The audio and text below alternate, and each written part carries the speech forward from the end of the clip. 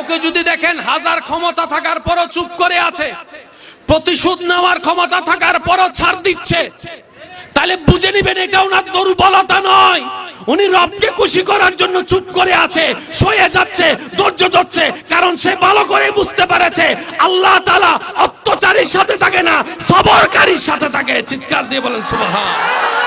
প্রকাশ দুই ভাবে হয়, একটা নিজেরটা নিজে করা, আর একটা হচ্ছে আপনারটা আল্লাহ করে দেওয়া। কোনটা উত্তম ভাই জোরে বলেন?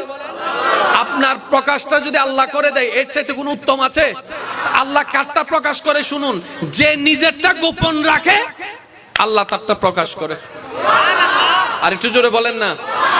যে অন্যের দোষ গোপন রাখে আল্লাহ তার দোষকে গোপন রাখে। যে অন্যরে খাওয়ায় আল্লাহ তারে খাওয়ায়। সুবহানাল্লাহ জোরে। যে অন্যের ইজ্জত হেফাজত করে আল্লাহ তার ইজ্জত হেফাজত করে।